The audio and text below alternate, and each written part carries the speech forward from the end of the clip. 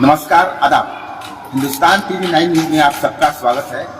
मैं अभी बेतिया के हॉस्पिटल रोड पे मौजूद हूँ और नगर निकाय चुनाव के बारे में आज बात होगी। सभी को पता है कि नगर निकाय चुनाव बिहार में खत्म हो चुका है, अभी फैसला आना बाकी है। सभी को इंतजार है कि 20 जनवरी को क्या फैसला आएगा, इस पर सभी की नज़र टिकी हुई है।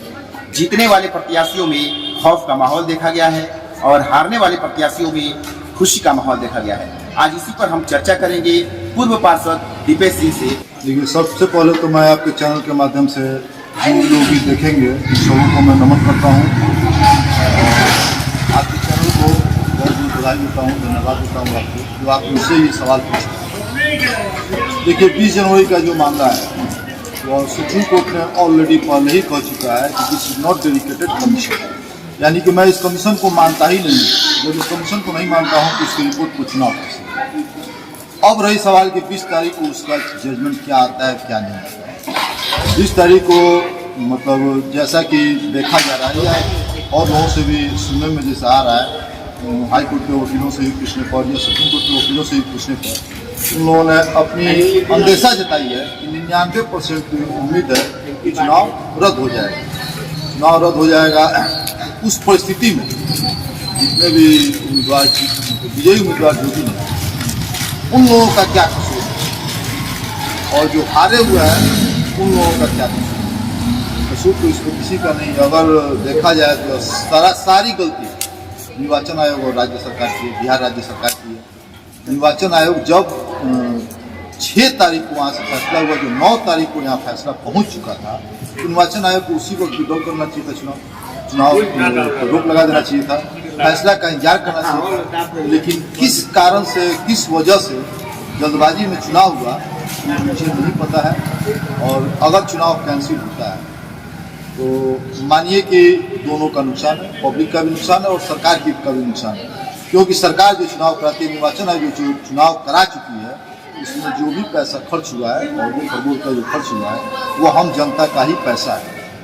और पुनः अगर चुनाव होता है फिर जो पैसा खर्च होगा वो हम जनता का ही पैसा खर्च होगा, यानी कि हर हाल में जनता को नुकसान। जैसे कि मध्य प्रदेश में और महाराष्ट्र में चुनाव को स्थगित कर दिया गया, क्या ऐसा ही होना चाहिए या होगा? उम्मीद पर तो दुनिया कायम है। उम्मीद जताई जा रही है कि चुनाव रद्द होगा, 99% चुनाव रद्द होने की संभावना है। इसमें थोड़ी गलती हमारे हाई कोर्ट के जस्टिस से भी हुई है। जब 9 तारीख को उसका फैसला यहाँ हाई कोर्ट में आ चुका था तो जो हमारे चीफ जस्टिस संजय करोल, जैसा कि अनामुल्ला के बेंच में यह केस गया, तो 6 तारीख को उन्होंने 1 तारीख को ट्रांसफ़र कर दिया चीफ जस्टिस के बेंच में, यानी संजय करोल के बेंच में। जो 6 तारीख को डेट पड़ा था, 6 तारीख को कोई फैसला नहीं आया और अभी तक उसमें कोई फैसला नहीं आया है। थोड़ी सी गलती संजय करोल की भी है, उनको इस पर कोई ना कोई फैसला कर देना चाहिए था, तत्काल रोक लगा देना चाहिए था, यह कहते हुए कि अभी फैसला बाकी है, जो फैसला होगा वो हम सबको मंजूर होगा, इसलिए अभी तत्काल चुनाव को स्थगित किया जाता है। लेकिन उन्होंने ऐसा नहीं किया। सुनने में आ रहा है कि उनका ट्रांसफर हो गया, इसलिए नहीं किया, पता नहीं क्या कारण है, क्यों नहीं कर सके। सरकार के दबाव में नहीं किया या निर्वाचन आयोग के दबाव में नहीं किया या उनकी अपनी इच्छा नहीं थी। अब जो भी हो वो वही जान सकते हैं। अच्छा दीपेश जी, क्या फैसला आना चाहिए? देखिए, नियमतः तो फैसला चुनाव रद्द करने का फैसला आना चाहिए, लेकिन चुनाव रद्द होने से सबको घाटा है। इससे मैं नहीं चाहूँगा कि चुनाव रद्द हो। हालांकि चुनाव रद्द होता है तो मुझे फायदा होगा, क्योंकि मैं भी एक उम्मीदवार था और हारा हुआ उम्मीदवार, इसलिए चुनाव रद्द होता है तो फायदा मुझे भी होगा।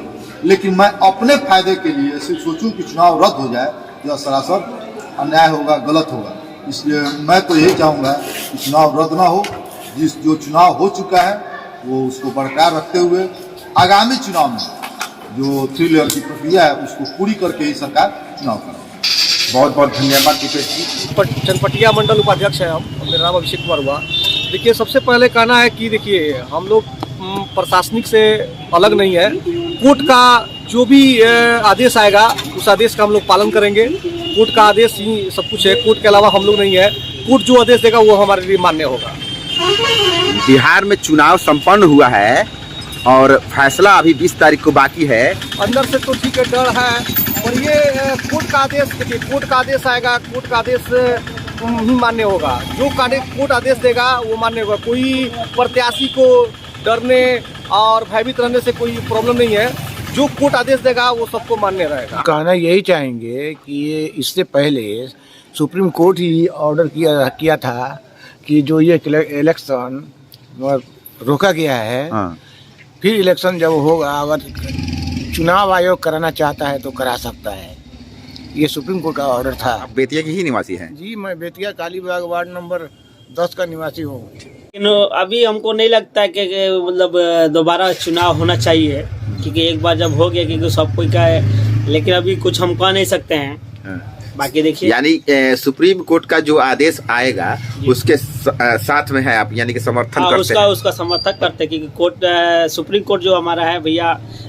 मगर ये आपको लगता है कि नहीं कि बिहार सरकार द्वारा गलती की गई है और चुनाव आयोग अब द्वारा? तो ये जल्दीबाजी में हुआ है या कैसे हुआ है, वो तो सरकार और कोर्ट के बीच का मामला है। और बाकी जो इलेक्शन हो गया है, जो प्रत्याशी जीत गए हैं, जो प्रत्याशी हार गए हैं, अब वो बात का बात होगा। अब देखिए आगे 20 तारीख के बाद मालूम चलेगा। सुनने में आया है कि जीते हुए प्रत्याशियों में खौफ का माहौल है ये तो है कि फिर से इलेक्शन होगा तो रद्द हो जाएगा। जो हारे हुए पार्टी हैं वो भी मतलब खुशी मना रहे हैं, चलो दोबारा होगा तो हम लोग कुछ अलग से मेहनत करेंगे। अच्छा। आपका परिचय? आप बेतिया के निवासी हैं? जी, मैं वार्ड नंबर 15 मोहम्मद एहसान, द्वार देवी चौक।